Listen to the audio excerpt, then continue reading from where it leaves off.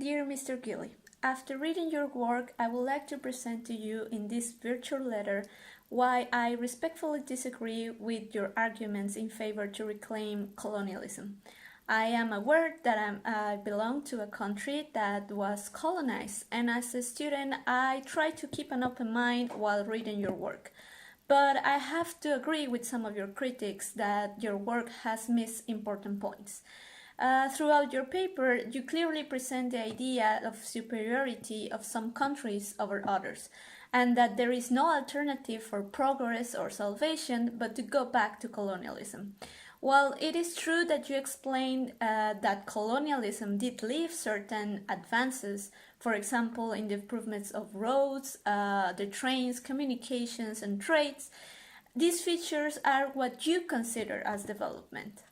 But as your critics Dupras and Rueda said, these colonial policies were arbitrary and did not take the local context into account.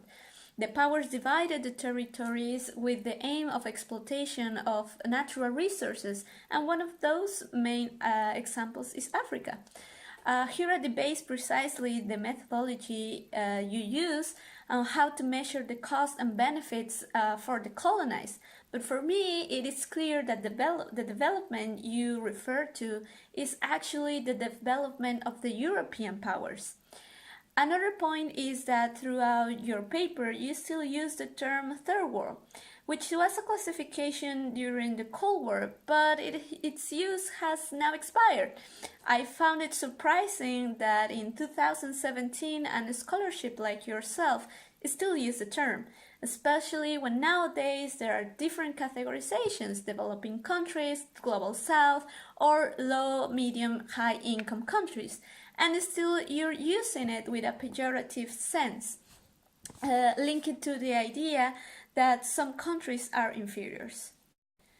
You have stated that colonialism has virtually disappeared from international affairs, but is this actually true? The international companies still exploit natural and human resources, either be coltan in Africa to sweatshops in Bangladesh or mines and forests in South America, all under the name of cheap labor, new modern slavery, and therefore colonialism still exists in the capitalist system. Just as your critique here arguments you should pay for the goods and the labor someone does on your behalf, I will add a fair payment. You have all these goods obtained under a cheap value, and they are sold later in a price 10 times higher. And you still think that colonialism has disappeared from the international affairs? You have linked good and effective governance with the colonial practices, but here, Mr. Gilley, you seem to forget that European powers during this period already did enough. After independence, it is true, many mistakes were made, but many of them were the consequence of years of oppression under the colonial powers. And going back to the colonial toolkit, as you call it, will disrupt years of progress these societies achieve to try to find what they want in political terms and reconstruct their societies. As Carpenter reminds you, there were not sudden processes. The independence processes are more complex than you can assume. Now I would like to present you two examples of main architectonical remains of colonialism. The first one is in Cordoba, Spain. It was an initial mosque that was transformed in a cathedral during the period of the Reconquista or reconquest of the Spanish during the 13th century. And the second one is in Cholula, Puebla, Mexico, and it's a church on top of a pyramid built after the colonization of the Spanish in 1594.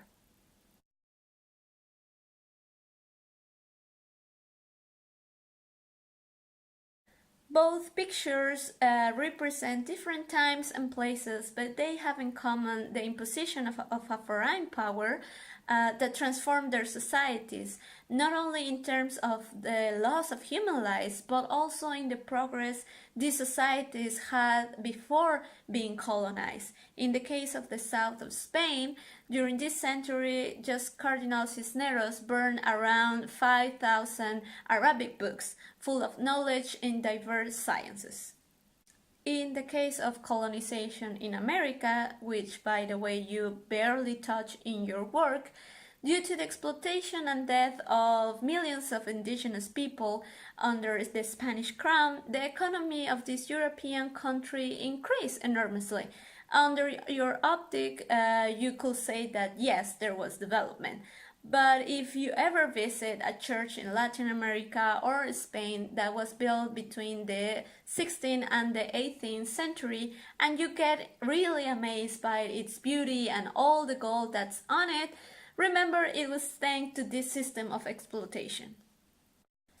Finally, Mr. Gilley, I sincerely think that you achieved to create a debate around colonialism.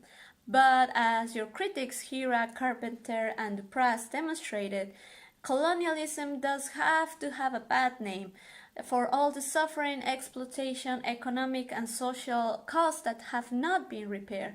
The work of an academic like you is to provide us with good methodology and accurate facts, but you seem to have failed in this task. Sincerely, a master's student in Middle Eastern Studies.